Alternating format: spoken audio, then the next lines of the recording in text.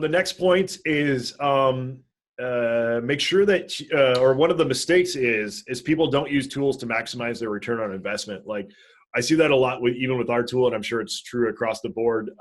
Especially when you're running a business, what you have to look at is, once again, is return on investment. So, if you're, if you're spending X amount on PPC and there's a tool that you can pay like $100 a month, say you're spending $1,000 a month on PPC, there's a tool that you can pay $100 a month for, but it'll cut your PPC costs in half and keep your sales the same. Like that's a no-brainer. But it's funny how many people are like, don't look at it that way. They're like, oh, it's an extra $100 a month. If you look at myself and my various businesses, I probably have like 20 subscriptions to different tools. But what I look at is the ROI. Like if I can get the ROI on it, it's a no-brainer.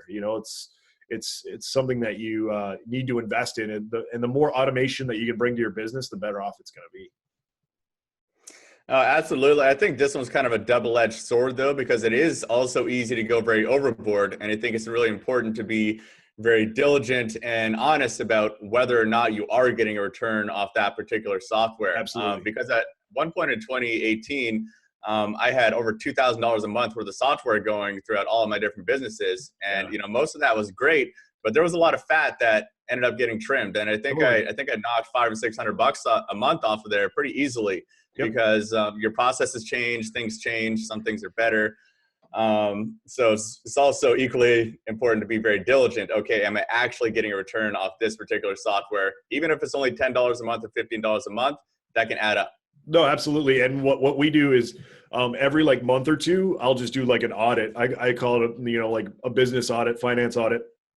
And I'll go through, just like you said, and figure out which tools we're still utilizing, which tools we're not. Like I just canceled a tool, which is a really, really cool tool called Lumen 5. I don't know if you've ever heard of it, but it makes like really cool videos. But what I found is that every time I go in there to try to make the video, it would take like an hour for them to produce it. And it would just be like, I don't want to sit here and wait for this, So I just canceled that because I was like, I'm not getting the ROI. I might sign up for it again at a different point, but right now it's just, I don't have the time to invest, into doing that. So, I totally get that point, and that's a good point to, like you said, trim the fat's a good way to do it. Well, on the flip side, a recent example that I did, recently I hired a video editor, and I was looking at software to help video versioning, like to see the first draft and then suggest edits and stuff like that. Right. And the software I found was only $15 a month, and I'm like, $15 a month for something I can do for free. Like I could just look at the video and make markups. But if you look at the extra time that I would be paying for the video editor would be way more than $15 a month. But the brain is telling you, you don't want to have this extra expense for something you can do for free. But for sure, it's gonna save more than $15 a month for sure. Yeah, absolutely. So that's what I mean in the sense that, like, find the tools that's a perfect example that's going to maximize your return on investment, and if time is money, right? So if it's going to save you a ton of time, then it's completely worth it.